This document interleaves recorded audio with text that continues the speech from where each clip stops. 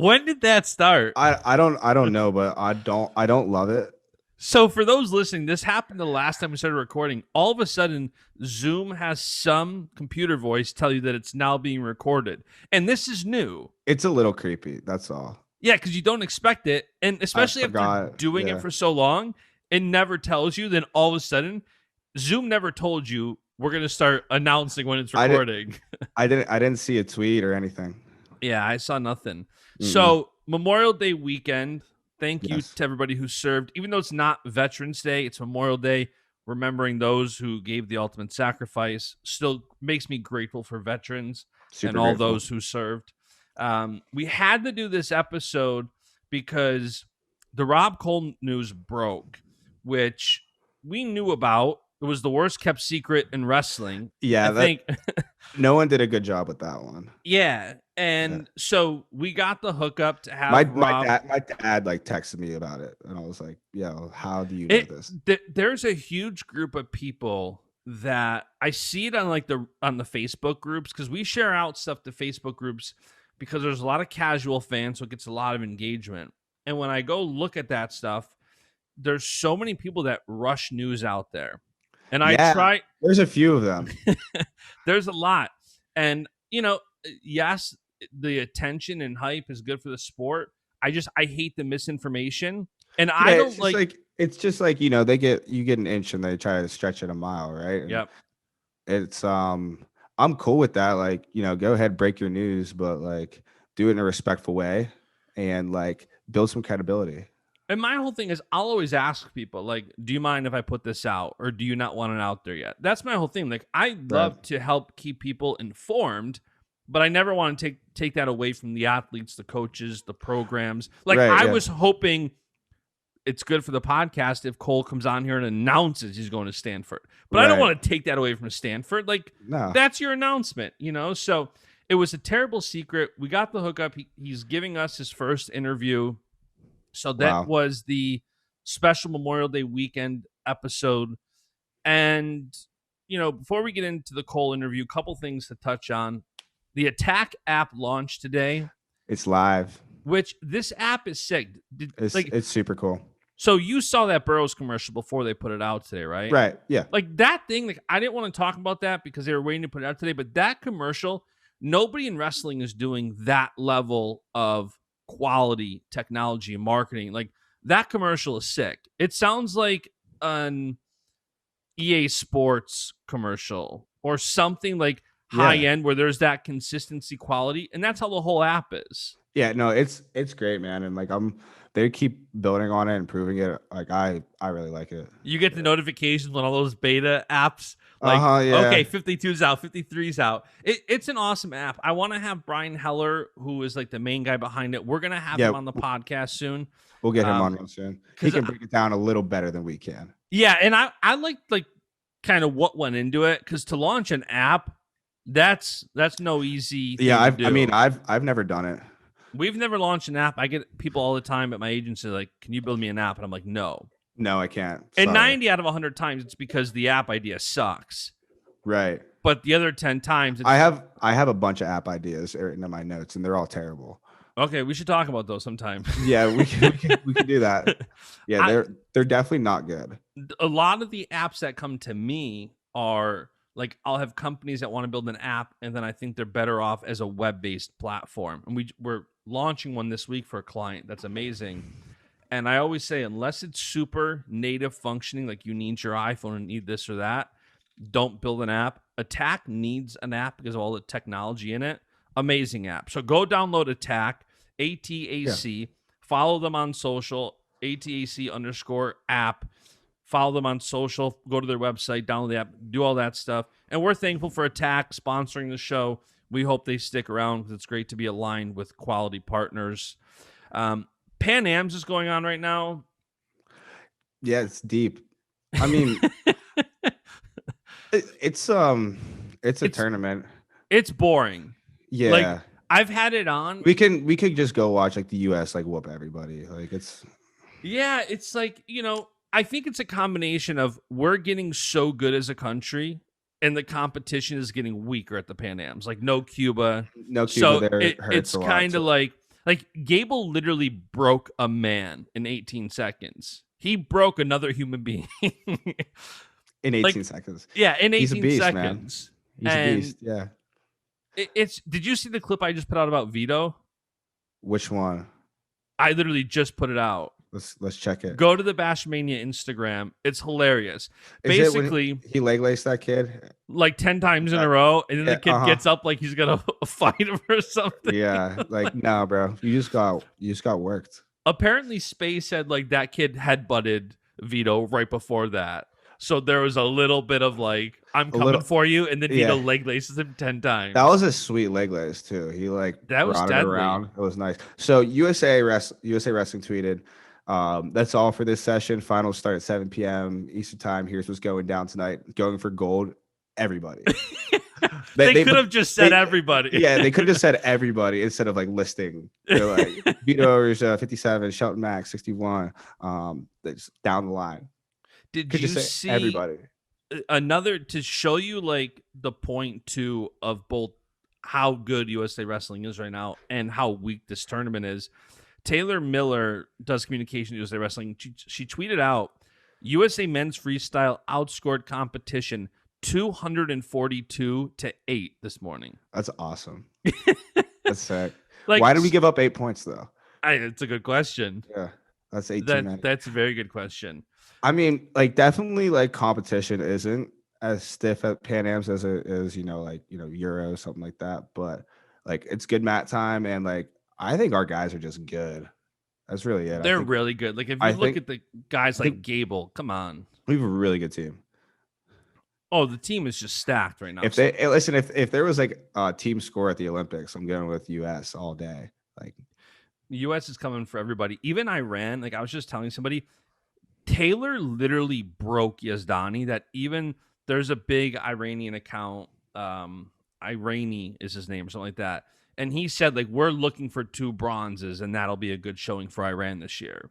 And somebody's like, what do you mean? Hassan Yazdani's at 86. And he goes, he's got David Taylor. So is David Taylor. Yeah. So he's like, if he gets a bronze, that's a good showing. Like, if you're going into it, like, David Taylor went to Iran. That's wild. Broke Yazdani in his gym, then beat him in the world championships. Like, I don't think that was, like, hyped enough of what David Taylor did to Yazdani. Like, he broke him. I don't think so. He pinned him. He pinned him in the home gym. Yeah. No, that's what I'm talking about. Yeah.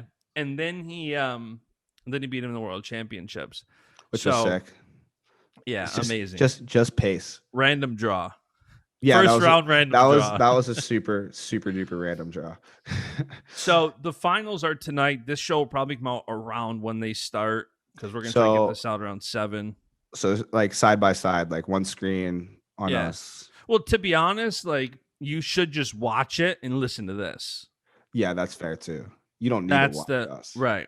Yeah. I'm sure a lot of people are going to listen tomorrow, Memorial Day cookouts. I know we're doing a cookout, having some people over. Maybe I'll do a cookout. I'll fire up the Traeger for the first time in a while. It's been a little bit. We got some baby backs going on. We're gonna do some Italian sausage. We're having a cookout. You know what? I might, whenever we're done here, I might go get like a pork shoulder or something like large. Yeah. Just smoke something. That's definitely the move. So Rob Koll takes over Stanford after just 12 days of having the program back. And within awesome for Stanford. Like huge for Stanford. Awesome for Stanford. I can't wait. That's why when there's coaching like moves, I've never jumped to have somebody on right away. But this is the exception. Yeah, this is the one. Like he's been killing the game for a long time. And he's been at Cornell for 32 years, head coach for 28. Yeah.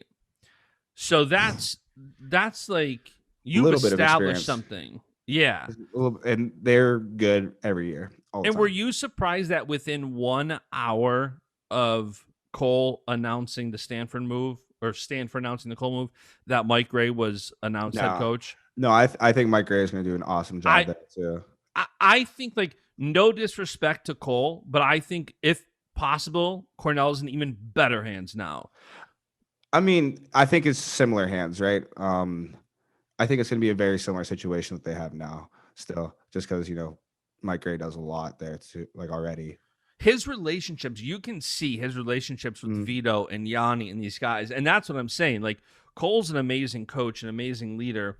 And I think now Gray could be that next guy for the next 28 years. I think he can also. I mean, I've had a few interactions with him. He seems like the man. He seems like a really good dude. Yeah, he came on here. And if you haven't listened to Gray's episode of the podcast, he's been on here. He shared his story, his perspective. Great episode. Go back and listen to that. But I'm excited. This whole move was kind of interesting because I think a lot of people thought Dake would take over the Cornell program, which, right. It's easy to think that. I don't know what Dake wants. I don't know how long he's going to compete. He's obviously not ready right now. I feel like he wants to compete for like a long time, even though, I mean, according to Kyle Dake, he's aging backwards. So he has plenty of years remaining. Right. Probably 2 more cycles or 3. So I definitely think part of this is like timing. Yeah. Definitely. And like, just because Kyle Dake's a freakishly awesome wrestler doesn't mean he even wants to coach. Right. Like, yep. There's a lot of people like that too. What I'm wondering is, this is obviously a ways away, but I'm wondering if Yanni ends up as Gray's number 2 for.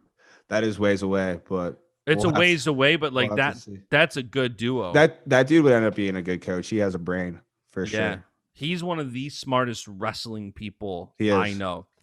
He can talk you know how Roman says if all you do is talk wrestling 24/7, it can't be around you? Yeah. That's Yanni. Yanni is wrestling 24/7. Yeah, but I mean, I don't choose to talk wrestling 24/7, but I can though. Yeah. Yeah. No, I think that's how Yanni is. His brain is he understands it from a very young age. He's watching Russians on VHS tapes. Like, he's got that brain. He is the athlete version of what I think Willie is on like the media side. Like, Willie gets it. I like that picture I posted the other day. Oh, that was not my favorite picture, but I loved the photo. Yeah, me too. Like, look, man, I tried to get one that was flattering for all of us, but that was the best I could come up with. It's hard to do. It's hard. It is really hard. I give you crap sometimes. It's not easy to do. At least with the screenshots for this, you can kind of cut and paste. So I can take a moment where I don't look bad, a moment where you don't look bad, a moment where I guess. With FaceTime, you can't really do that. Like, no, it's you harder. can't. You can't, and like it's like this close too, right? Yeah, you're like yeah, you can see like your nose hairs and stuff. Like, speaking of nose hairs, all right. So I just tossed myself one right there. Speaking of nose hairs, Father's Day is coming and the weather is catching heat. Whether you have a dad bod, yep, that's what I got right now, or a rockin' 6-pack, Justin. Make sure you and your dad are smelling nice and shaved where it matters most. Make your dad proud this year and get him and yourself the Manscaped Lawnmower 4.0. So I actually I was in Pittsburgh over the weekend and I was telling someone to get one of these and they're like, no, the 4.0 is not out yet. And I was like, it literally is. Like, this came out. Like, I would know. Like, I have one. Yeah, I would know. And they were like, no, it's not out. Anyway, so props to them for knowing the Manscaped game though so well. Like, very cool. Like it's a pair of sneakers. So I'm gonna, as I digress, the brand new Lawnmower 4.0 and refined cologne is perfect for you and your dad in your life to complete your grooming game. Get 20% off, free shipping with the code. What's the code? Cenzo. CENZO. Promo code Cenzo. Silent H. No H. I've been using the cologne a little bit too, so I'll tell you what, the lotion smells fantastic. I've used the cologne a couple times. Oh, it's awesome. Ever since COVID, my wife got COVID, and she can't, like, her smell is a little off still. So, like, I'm a big fan of Hugo Boss's cologne. Okay. When I wear it, she doesn't like it because it smells off to her. And this cologne, I like the smell of it too, but it smells a little off. Oh, man. So I haven't put it on, but the bottle's there. As soon as her smell comes back, then it's just... No, it's not too bad. Like, listen, it's not the go-to for me right now. I have my other stuff that I use, but like, But if you I've been want to using, try something I've been different, using the crap out of it though. Actually, yeah, it's starting to take over. yeah, But yeah, man, no, it's good stuff. Highly recommend Manscaped 4.0. and get a weed whacker. Weed whackers are awesome. That's what we're talking about. Nose hairs too. Everybody So, needs one. You need one. so Support the next companies that support wrestling. next time you're on FaceTime, you use the weed whacker beforehand. You'll be looking sharp. I know. Yeah. Use the weed whacker every morning so you stay ready. Because you never know. Just always be ready. Always be ready. Stay Okay, ready. I like that. Stay ready. Well, then But you don't ever have to get ready if you're always ready. when I saw you FaceTiming, I thought there's no way Willie picks us up, but I'll pick up. And all of a sudden, there's Willie with what do they call it? A dip? A lip? Yeah, a lip in? Yeah. Either one of those. Yeah. He had a lip in, a dip, whatever you call it, in Lincoln, just smiling ear to ear. He was just cheesing. He seemed like a happy boy. He doesn't text back, but he's 1-0 for FaceTimes. Hey, he just drunk texts. That's all. He does, but we love Willie. We're going to get that episode going soon. So go to manscaped.com, promo code Cenzo, get 20% off and free shipping. Get a Lawnmower 4.0 for yourself. Get one for your dad. If you're a female listening to the show, get one for a boyfriend, a brother, a cousin. Get one for yourself too. Yeah, why not? Yeah, life's short. We can call it the Women'scaped. The Women'scaped. Yeah, I'm surprised they haven't done that yet. Yeah, I mean, innovation, right? We will have to get a promo code for womenscape.com when that site is created. Yeah, we'll have to figure that one out too. So thank you, Manscaped. Now let's get to Koll. There's the official announcement. Yeah. It gets us every time. They just started that. So Rob Koll, fresh off of a trip to Nebraska, you made news this week. You have to be like, Rob Koll has to be the number one phrase in wrestling on wrestling Twitter. Either Rob Koll or Pat Mineo right now. Oh my God. One of the two. I need to get Pat to be my agent. Because if half of what he said was true, I would be a happy man. Like, what the heck? He does everything. Coming from? He does everything. I mean, I'm going around telling people the salary, but I'm like, I wish that were true. Unfortunately, it's not, Pat. But yeah, there's. Don't tell my wife that. She's like, holy cow, you did a great job. Like, hey, I know, well, she's got high expectations now. Yeah. So I guess let's start there. Stanford announced yesterday you're the new head coach, and it seemed like it happened quick. 12 days ago, Stanford says, we're reversing course. There's a program. 12 days later, Rob Koll's the head coach. What went into those 11 days into this decision to make that move? Well, I would say it wasn't a matter of 12 days. I learned about it six days ago, probably. But I had been 18 days. I mean, I talked to my athletic director, Andy Noel. I said it's at a place where I love the build. I'll be brutally honest. I love the excitement of building the program. Don't get me wrong. I like the coaching side. I mean, that's also a thrill in winning, having those championships. But for me, the 32 years I've been here of taking that little program, and I feel I sound like a broken record. I'm going to tell you the same thing. Everybody here's a story a million times of coming in with Jack Spates and we have one wrestling mat. It's 15 pieces, and we take kids in vans and literally staying at Frank Rapacki's house and having cots and having, that's what it was. I mean, not every mat, not every competition, but taking teams and doing that, counting every single penny, selling T-shirts, selling candy bars, doing everything just to raise enough money to run your program to where we are now with without doubt the finest wrestling center in the world, bar none. And until somebody else decides they're going to beat it, which is going to happen. It's inevitable. And we're, had we had a season, we're number 2, number 3. I mean, we had a phenomenal team. We've taken second twice. Unfortunately, we haven't been able to win it.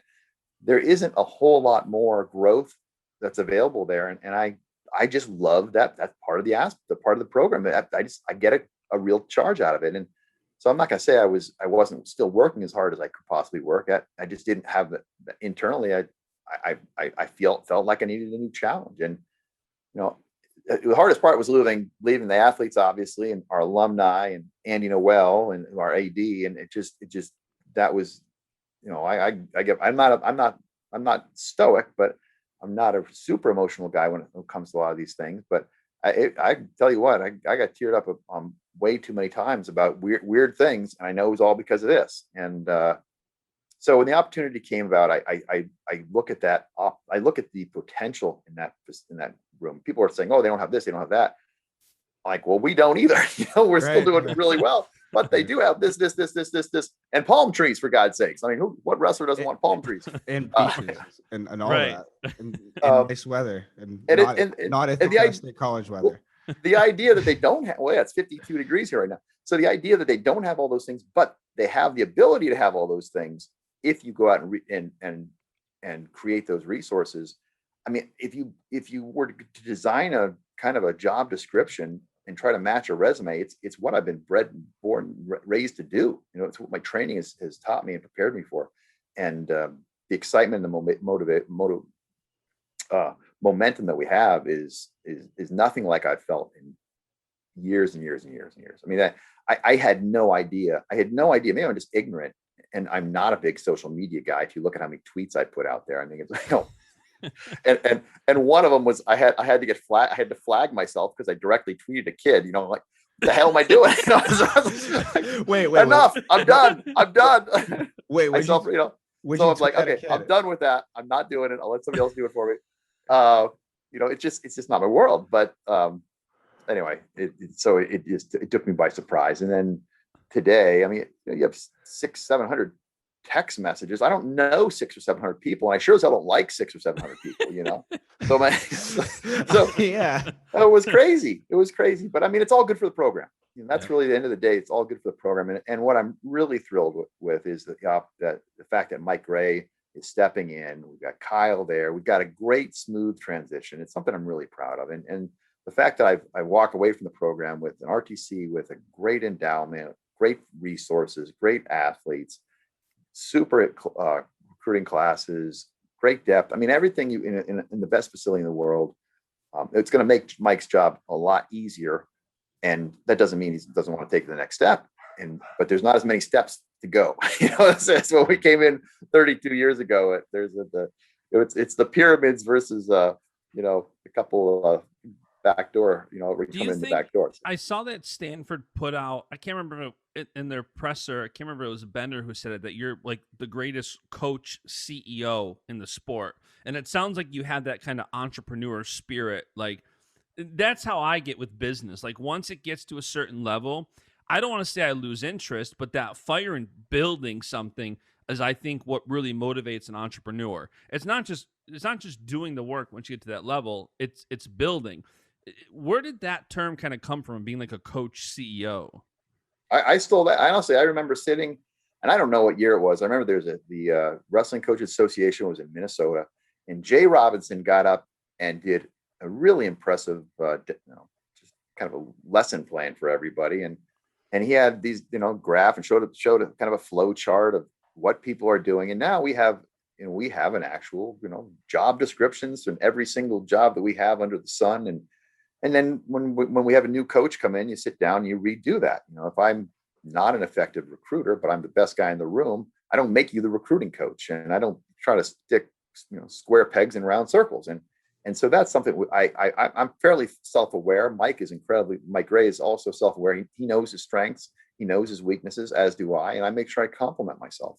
And that's what we're trying to do right now when I'm putting together a staff at Stanford. And I thought that's what I was here for, was to announce that Cenzo is going to be joining us at Stanford. And I am so thrilled after recruiting him, sitting downstairs in the basement.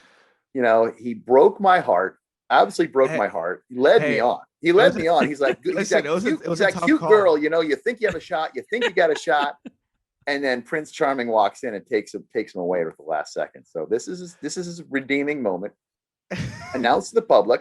Let's make the big, let's make some news, Cenzo. Hey man, I'm in State College right at this second. So we gotta talk some stuff over first. But I was gonna bring that up too. I was very close to going to Cornell. That was my number 2, man. Like I liked it a lot. You and Kemmer. Yeah. Me, Kemmer, Kellen, and AC. Oh, we had all of them. Oh, don't forget who. I'm trying to remember who we else had. golly, who was it was Kemmer. We had Nolf and you, and who else was in that class? It was so good. Nolf was the year before me. So Well, whenever I visited Cornell, it was me, Michael Kemmer, Kellen Stout, who ended up being my roommate at Penn State, and then AC. Oh yeah, Stout, a recruited Stout. Hey, I'm number two. Number two. I'd rather be fifth. All right. If you're fifth, you don't waste the time driving back and forth. You know what I mean? Or over and over again. You don't put those extra calls in. You don't feel like your heart is literally ripped from your like Mortal Kombat. Dangled over. You know? Wow, Cheds, I hope this is like sinking in. Dude, like... I've got to talk to you about something like not this, but someone else was really disappointed in me yesterday about something too from a long time ago. So wow, Cenzo, like, I'm going to tell you, a full circle weekend. This is why nobody likes you, and all the people, all your friends tell me that it's not me, it's other people telling me the same thing. I guess I got to look in the mirror and figure something out better. So I don't know. Speaking of recruiting, Shane and Real Woods and all the studs at Stanford right now are in the transfer portal, and you being such a good recruiting guy, I got to imagine that's like your very first agenda is, hey guys, get the heck out of the transfer portal. Don't go anywhere. Like, is that your very first mantra when you get there? Well, that's what I told them when I was there. I was like, I'm not coming if you're not staying. So, I'm quite confident they're not going anywhere. And I'm excited about it. And obviously Jade Navis. And, once again, it's sad I have to go to Stanford to get the recruits I was trying to get in the first place to Cornell. It would have been a hell of a lot easier if they just come to Cornell in the first place. Why are you doing this to me? Palm trees, man. That's why. That's it. I know. I mean, are you really comparing California weather and Ithaca weather? Like, I live in Rochester, so Ithaca and Rochester, I live the Ithaca weather life. Like, that's a tough part of the recruiting, I gotta believe. Yeah, you get a lot of Eastern kids, but it was an eye-opening when we drove into almost like that front entryway in the gates, and they have those palm trees lining the trees, into the campus, and the campus is rather spectacular, as is Cornell's, by the way. I don't have anything but positive to say about Cornell. It's been fantastic 32 years. It just I wouldn't mind an initial visit to Stanford. I would too. I'm in Ithaca right now. There's so much stuff going on right now. I'm not the most detail-oriented guy. I don't know actually if I'm going to get paid. Little details like that. We don't talk about money or anything. Just I got to figure out. I probably should have figured those things out. And Pat said you got a $2.5 million deposit just to sign the agreement. I thought it's amazing. It's amazing. I'm like, I got to talk to Pat. Does he ever divulge his sources and let me know? No, he won't, because Cenzo asked him. apparently journalists don't cite their sources, which that's not true. But so with the recruiting kind of lagging behind because the program was cut, does that kind of motivate and excite you about taking this? Is that building, like, Stanford recruiting is definitely behind now? Like, does that motivate you and excite you to kind of get them up to speed, like what you've done at Cornell? Yeah, I got to learn the system. I got to know what we have to do to get things through the finish line. It doesn't matter how many kids want to go to Stanford if we can't get them in, right? But what I tell everybody, do not tell me there are not 7 superstars each year who also have the capacity to get in and to thrive at Stanford. I simply don't believe that, because I've recruited in the Ivy League. I know the kids are out there, and I also know the kids that we've recruited that we haven't gotten, and they've gone to Stanford. And I know some kids that we haven't gotten in that they've gotten in. Now it's harder. I mean, I'm certain it's harder, but it's very, very similar, and they're looking for the same type of kid. I have no doubt whatsoever. I've spoken to many of them the last couple of days, and I'm quite confident that once we get the right recruit, the right coaches in place, there's simply no reason why they wouldn't want to go there. Now we got to finish up the scholarship side, because the scholarships they're we have about 5 right now, and 4.5, 5 now, and we need to make sure we raise the endowment to get that to the 9.9. And there's some issues with gender equity, and I've got to work with the administration to make sure that all those issues are covered. But it's not like they don't want to win at the highest level at every sport, and they dropped it, but they brought it back, and they're not bringing it back to lose. They don't lose at anything at that school. You look at the track record; it's incredible. And a lot of the other sports that they brought back too, like national title contending teams, like down the line. Yeah. So I think it's pretty awesome. When you leave kids like Yanni, who just a superstar on and off the mat, how hard does it make that decision? And is Yanni transferring to Stanford? Well, that's the only problem with Stanford. Not that we would recruit any of those kids at Cornell. One is illegal. Two, it's not right. But they don't take a lot of transfers. It's very, very difficult. I think they told me they took 50 last year. So you might get one, or you might get one every other year if you're lucky, I think. So I don't like the transfer world anyway. I mean, in my career at Cornell, it hasn't been the way I like to go. You bring in a kid, especially, it's one thing, it's a 1 year, he's got 3 years, but I don't believe in bringing a kid in for 1 or 2 years. You have a kid who's given his life to you for 4 or 5 years. And then you're going to say, well, you're just not quite as good as this person, and then push them aside. So that's not a market we like to go into anyway. I haven't had a chance to speak to Yanni and Vito. Vito's in Guatemala. I did speak to both their parents prior to that decision, and they're well aware of it. There's kids I still haven't had a chance to. I mean, it's been a whirlwind. I mean, I went from was down in Florida, came back to Ithaca, flew out to California, flew to Nebraska. I wouldn't talk or do any of this stuff around my kids or my team. So or my assistant coaches, I just didn't feel comfortable doing that. So that made it really hard to sneak away and get anything done. So I've got a lot of work ahead of me in the next couple of days. And first and foremost, I want to, speak with our kids, and then obviously the Stanford kids who are on the team. I got to get that list. I got to get their phone numbers. It's a holiday, it's just really, really difficult to get all these things done. I got to make sure I get my stuff out of Cornell and sit down and help Mike Gray and Kyle and get those guys so they're up and running. And then I sort of hit the pavement and make sure we have a great recruiting class next year. Do you have this year, by the way, they're I'm hoping they open up the recruitment for this year. Yeah. What is the situation with that? I was going to ask.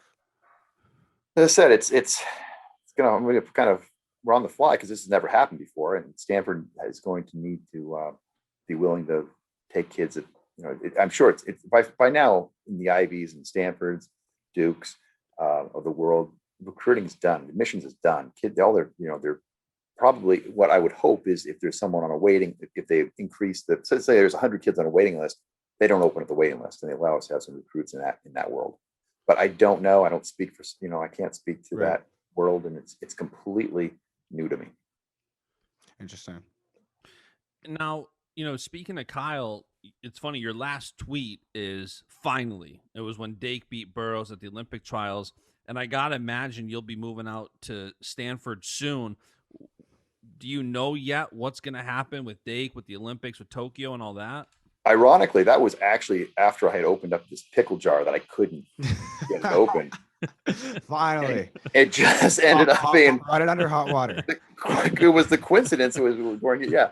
So that had nothing to do with Kyle making the Olympic team. That was cool also, but like the pickle jar. Pickle jar. You ever try to open a picle jar? No, I don't like pickles. So, and when you open it, you open it too hard, and you get juice all over you. It's really annoying. It's interesting today. I had the pleasure to speak with Jordan Burroughs at length for the first time in my life, really. And oh, wow. I've had friends who say he's just the really nicest kid. I very kind of superficially speak to him, but never. And look, we're both in the sport at the highest level. I mean, we've never spoken with him. I've always had utmost respect for him, but I've always had this great disdain for him at the same time. And it was because he always beat Kyle. And it wasn't, and I told him, I said, I can't help it. And he laughed, it's not personal. I just can't. It's like cheering against a team in the football or baseball or anything that beats you all the time. Damn, they're good, and so that was actually a lot of fun for me, because he is just such a great ambassador to the sport. But he crushed that Joe Rogan episode, man. I didn't. I just listened to it. He did though. Yeah. Yeah. So Kyle's Kyle. He's in his own. I mean, he's really got his own system of training at this point in time. And I turned him over to Mike for the most part. And so he's certainly not going to suffer from me disappearing. I'm very effective in creating the resources and the coaches and bringing these people in that are going to help him reach those goals.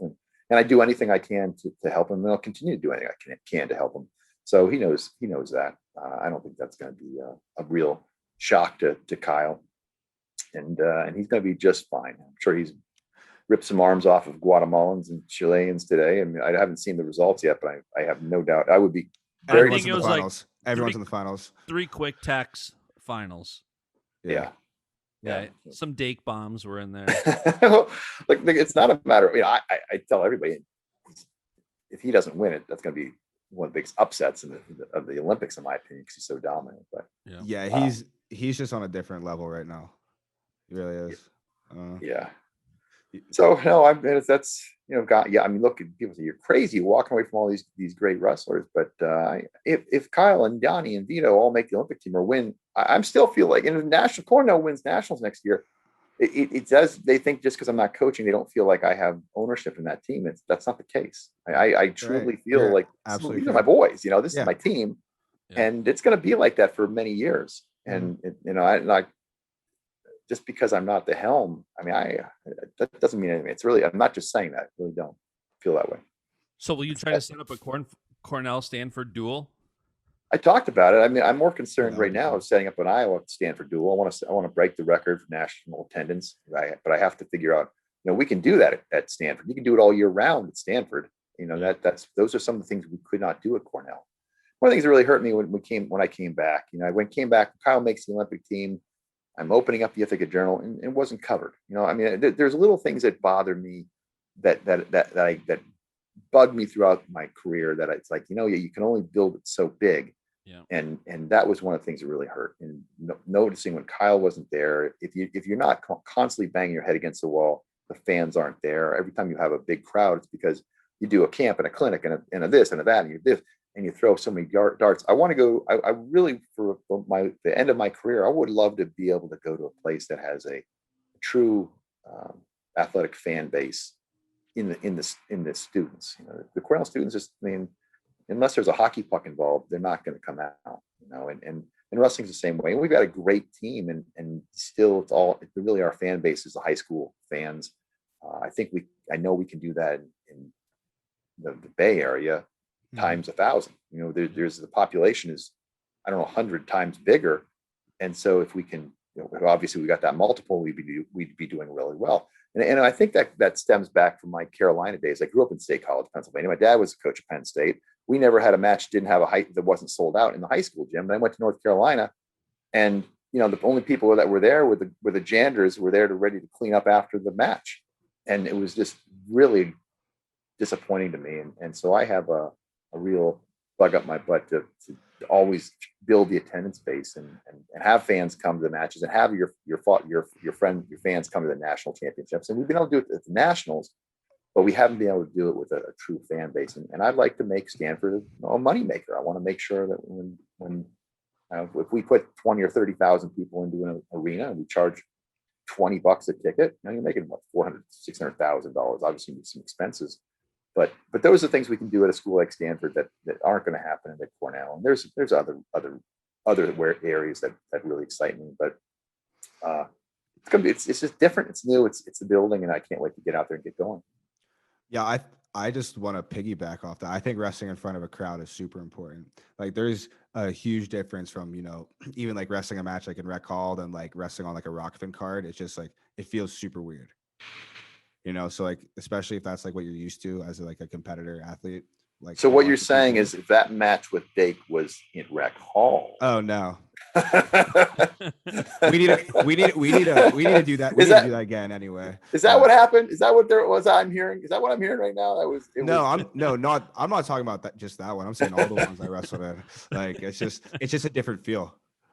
No, but it totally is. You should come. But yeah, that's why. So at Carolina, every match was a Rokfin match. It was. That was my high school gym. That's brutal. Yeah. Every time. I don't know what it's like now, but back when, when we went down there, it was the same way. And we go down there and the only time they get a crowd is if the basketball game had ended, they're using the restrooms, having to walk through the gym. Yeah, people had to walk past because they were watching basketball. Yeah, but like super fortunate. Like I was lucky. Every time I wrestled in college, it was probably It was sold out every time, right? I mean, I think Rec Hall was sold even out we would go other places. Yeah. Yeah. And like we would pretty much if anywhere else we would go to, that place would sell out. And we can't get anybody to come wrestle us at Cornell too. It's really frustrating. Penn State doesn't want to wrestle us because it's another tough match in the Big Ten. They already have the Big Ten, and I get it. I mean, I disagree, but I understand. And Iowa doesn't want to wrestle us for the same reasons. And then there's other schools that want to wrestle us because it's impossible to get here. I mean, we went from Nebraska last night. Well, yesterday we had to fly from Nebraska to Oklahoma. Spent an overnight in Oklahoma because we couldn't get enough flights. There weren't enough flights. Then took a flight from Oklahoma to Charlotte to Wilkes-Barre, and then took a 2.5-hour drive from Wilkes-Barre to Ithaca. And that's not always. That's a mess. It's you got these little or like when I was going out to California, we drove from an hour and a half, 2 hours from Ithaca to Rochester, and flew from Rochester wherever to San Francisco, and it's just every time you go, then you got your 2-hour drive on the top of it. So it's hard. And so you're a wrestling team, guys are cutting weight. They don't want to do it. No, it's really hard. Yeah. And I can't blame them. And I can't get mad at them. Ohio State would do it because they can do it on a bus. Right. But other than regional competition, it's just really hard to get the Oklahoma States and the Iowas and schools like that to come out and wrestle us. I mean, yeah. That's like from how you say it, like I can imagine, like with all the travel and stuff, and then it's got a lot of snow, and so you have that issue. So if you get in the wintertime and you have bad, you might not get out. You might not get out. You might not get right. out. Well, I think you might enjoy the California weather. It's from what I'm hearing. Yeah. That's to say the least. So you left Ithaca, also leaving Ithaca, both the deans, Max and Gabe. Gabe went back to Michigan. Gabe announced that Max is looking to go to Penn State. Does this change anything for either Max or Gabe in relation? I don't think so. I'd love it. Hey, get Gabe on the line here. Let's see if we can't talk him out of it. Cenzo and Gabe on think of the dream team. Oh wow. Right? Hey, I'm a fan of that team. Yeah, not too bad. I actually wrestled with Max his first day here. Oh, no kidding. Uh-huh. Well, yeah, it's probably great the first 2 minutes, and then he'll want to go an hour and a half. Oh yeah, no, he wrestles the longest, like every day. People are like, he's crazy. He's not gonna make the team. Like, it's too tough. He'll make the team. He's tough, man. He's really tough. I noticed that immediately, and we were wrestling, and I was like, hey, buddy, I was like, just so you know, I might get a little tired. I'm not in the best shape ever. I've been off the mat for a few weeks. And he was like, dude, me too. And then like, oh yeah. And then we started going, and I was what like, a sandbagger. I was like, this guy's not getting even a little tired. Well, it's so funny. I mean, we have alumni. They people get mad, and and it doesn't matter why you leave. You leave. And that's why I talk to Gabe. I'm like, they're gonna be ill feelings. People get mad, and people get over it. But they're just like, oh, Gabe's, he's gonna, or Max. I mean, he's gonna do this. You're like, you've never wrestled with the guy. He's gonna figure shit out. He's really, really tough. And he's when you're super tough in freestyle, yeah, he's not a great freestyler, but in folk style is just you've got a huge gas tank. That goes a long way. Goes a very long way. A lot of pure athleticism. You can be a lot better, but he's gonna do really well. I was hoping badly for him for 2 days, and I'm like, you know what? I love the kid. It broke my heart, but he's a sweetheart. And it broke your heart so bad you left. he drove you out, man. I'm not gonna pretend that didn't make it. I can imagine. Didn't affect me. That was tough. Gabe leaving like that it was really tough. He's been with us a long time, and they left for reasons that were out of my control, and I couldn't guarantee them what they wanted to guarantee, which was that Cornell would have a season. I'm 100% sure they will. But it was like, well, they could just cancel at the end. And what am I going to say? Cornell, I guess we say we, because I'm representative of Cornell, we made our own bed, and it was very frustrating. But, I do believe that that's in the past. I know that aren't going back that direction. But it was frustrating because I couldn't control it.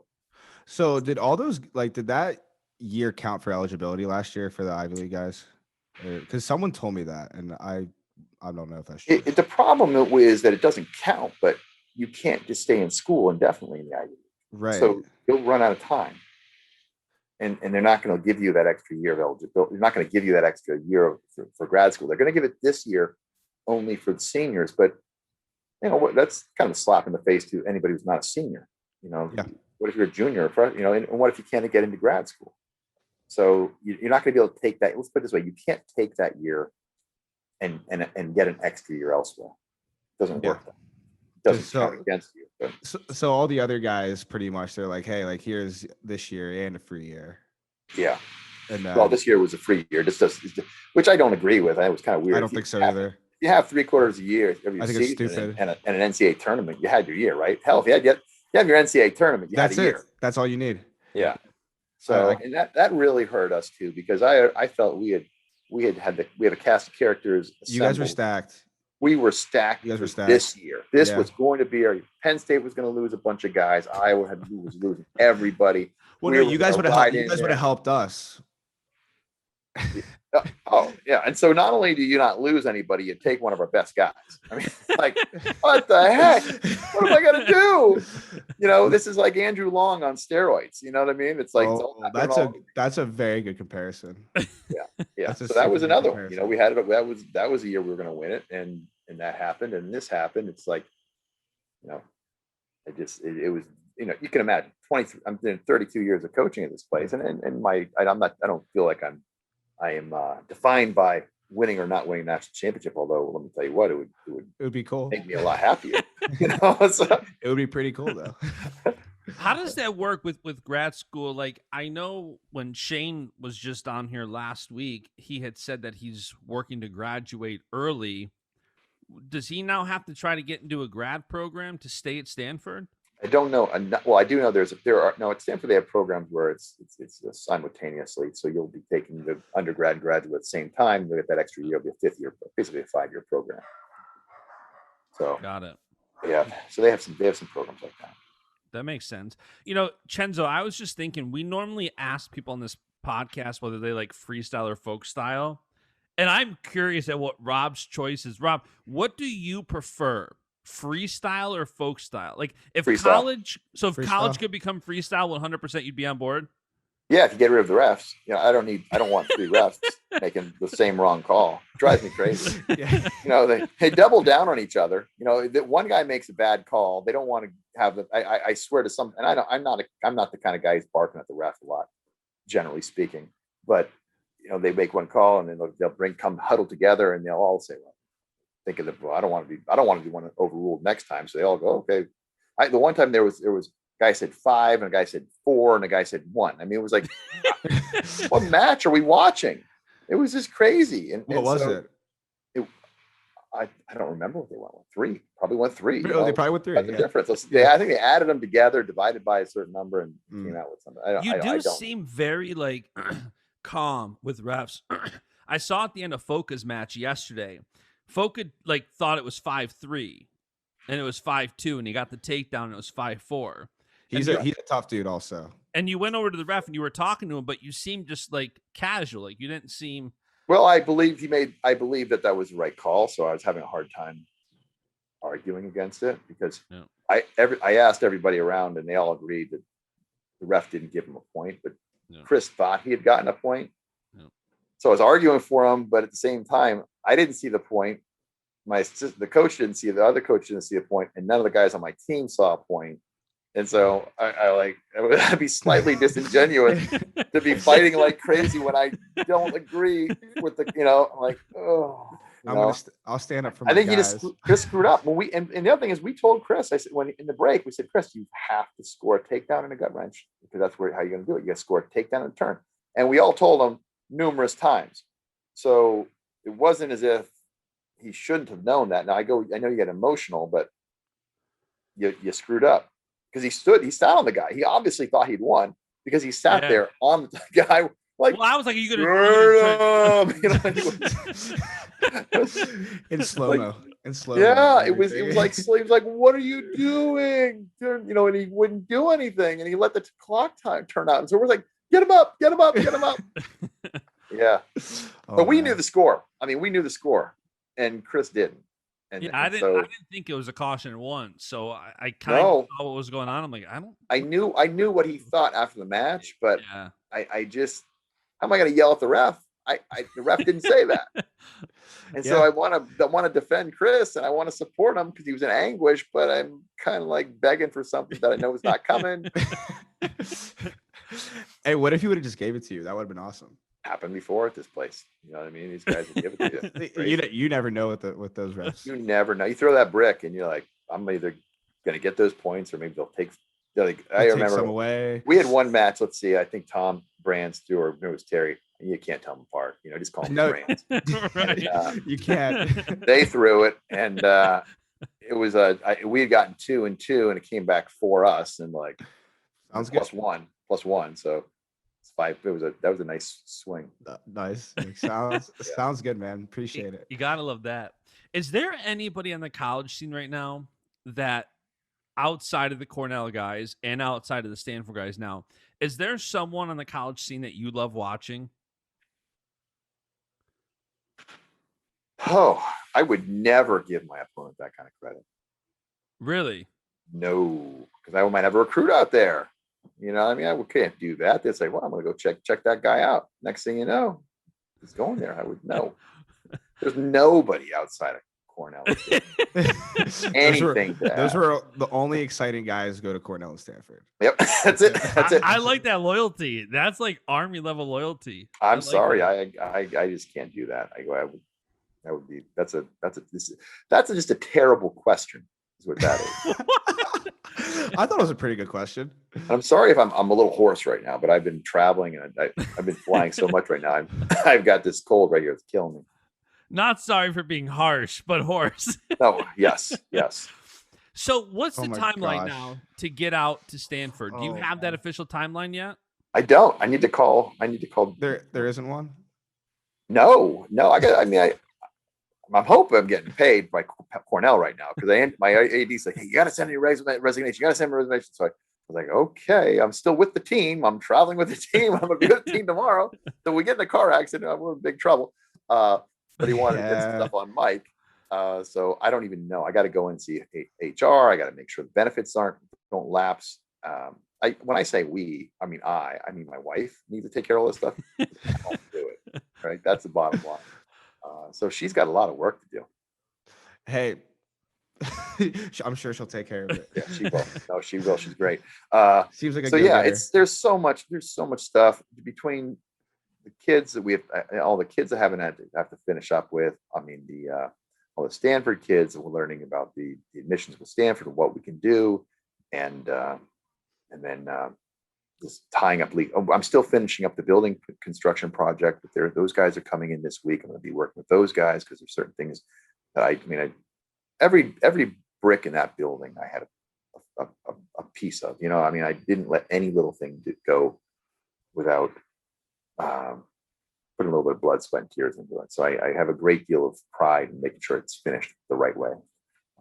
Mike could take it over and move it his way, but those plans are already done, so they're not going to be changed because it costs them more to change it now. Yep. And it's beautiful if you have a chance to stop by here and see what we've done. It's done like if you go into a professional football facility or I should say college football facility, or the Nebraska or probably Penn State or Oklahoma or anything.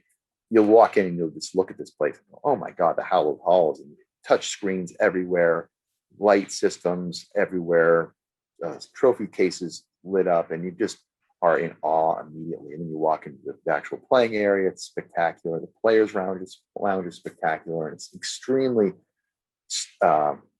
player-centric is what I like to say. So there are buildings. Ohio State has a bigger wrestling room, more grandiose as far as more mats, but it's not going to cater to the needs of student athletes like ours.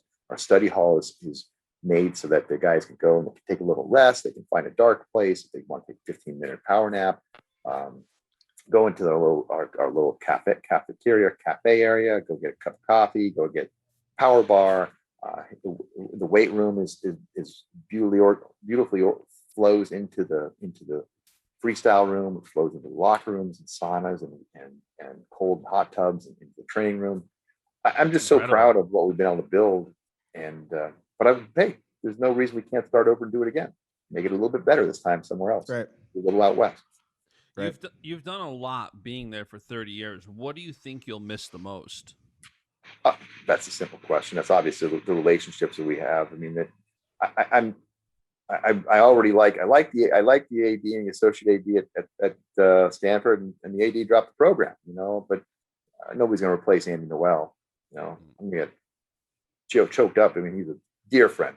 The players, all the alumni. Oh my God, the stuff they've offered and to do to help us is just, to keep me here is just really emotional.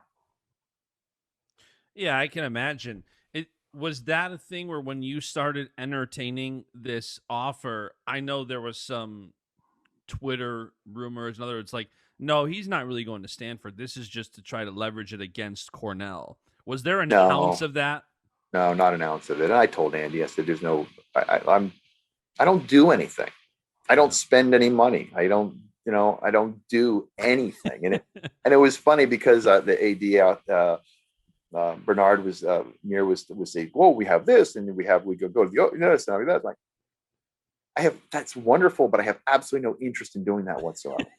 No, what I love is they have the football field on the campus, surrounded by the pool, and this is what I was sold. I liked it, but when Jamie Breslin, the associate AD, took me on campus and just walked me around, and I was going to meet the wrestlers. And so he wasn't showing me the facilities, but as we were walking, he was walking me to where the kids were. I was looking at the pool, which had a diving well, which had the water polo area, which is next to the tennis courts, which next to the soccer fields, which was next to the baseball field, which next to the field hockey, which next to the lacrosse fields, which is the football field, which is the wrestling. Oh my God! Now that's what turns me on. That idea of that, and you can see all these athletes really, the synergy and the excitement of sport in that environment was the excitement was palpable. That's all I could say. And that was when I was like, this is what I like to do. This is what I want to be. I want to be driving my little golf cart around this place, watching these different sporting events, watching these athletes at the highest level. I can't remember how many Olympic athletes they had last time. It's like 46, some insane number. That's wild. And that's a ton. That's crazy. It was mind-boggling. So, wow. Anyway, I don't do anything. I don't want to go skiing. I don't like the cold, and I don't like breaking my knees. I went skiing once. Yeah, it's miserable. I don't get it. I mean, people. I don't go to the beach, but how much does it cost? My wife likes to go to the beach a little bit, but I don't like the sand. So what the hell? I don't, I go to the sand. You go to the sand. I don't like it. That's no fun. I like hanging out with my friends and doing things with my friends. And I like, the sports. So that's what I do. So the money I get and still have, and give it. I mean, I give it. If I got more, I'd give more away. So that's not something that would really entice me to stay. Makes sense. Well, our final segment here is called Rapid Fire Word Association. It's brought to you by this company, Rapid Fire Keto Coffee. Good stuff, really good stuff. Awesome stuff. MC I'm still still waiting for more. I've been out for like a few days now, like a week. And it's good stuff. Yeah, it's on the way, but oh my God, hit me. Get rapidfire.com. I haven't had enough coffee today too, by the way. I'm still kind of jet lagged, so you need some rapid fire. So we're gonna throw a couple words at you. Rapid fire gets it done. And you just whatever the first thing that pops in your mind is, can be anything. Yeah, can be anything. Cenzo, you want to go first? You want me to? I go? You got it. All right, I'll go first. No, we say the words to you. No, I know. Tell us. I got it. All right, first word. Very good. Very good. First word, snow. White. Sorry. White. Okay. White. I'm sorry. Cold, miserable. Cold. So, if people who like the snow, it's snow. It's fluffy. It's skiing. For me, I bought this beautiful new snow plow this year. It's a snow blower. So I got this massive snow blower. I thought this was going to be the greatest thing in the world. And I used like 3 times, and that novelty wore off so fast, so quick. I couldn't tell my wife how miserable I was because she's like, let's just pay a person to come and plow it. I'm like, no, it'll be fun. I'm like out there, and literally, I'm 5 minutes in this one. I can't admit this because I don't want her to know it, but she was right. It was like, hopefully she doesn't listen to this. Oh God, yeah. Oh, that's funny. Man. All right, my first one, Shane Griffith. Oh, success, Okay. happiness, joy, happiness, staying at home. They're all good words. I love it. All of them. I like all of it. Yeah. Next one, Mike Gray. Oh, he's my logistics. This guy is I'm giving you more than one words, but I mean, he's right on top of stuff. Man, I tell you what, when we go on trips, Mike Gray, I mean, he did it for this. He's in Guatemala, and I'm calling him, "Hey, Mike, what time's the plane leave?" He's like, "Jesus, Koll." It's like it's 6 o'clock, and there's no. I mean, he is the antithesis of me in many, many ways, and I need him. So I wish I could take him. I wish I could take my favorite words. Yeah, he really is. He completes me. Okay. That's sweet. That's very sweet. That's super I'm nice. gonna miss Mike more than he knows it. So I need to find someone who can help me in that regard. Yeah. All right. My next one is meatball sub. Mustard. Hello. What? Yeah, meatball sub is mustard. So I put mustard on my meatball subs, and it drives guys. No. Stop. You do it. You do. You put mustard on meatball sub. So every time I see a meatball sub, I'm like, that would look good with mustard on it. And our guys. Is it just to piss people off, or you really enjoy it? You put mustard on a hamburger? I put mustard on nothing. I love mustard, but there you go. Try it on your next meatball sub. Dude, try it.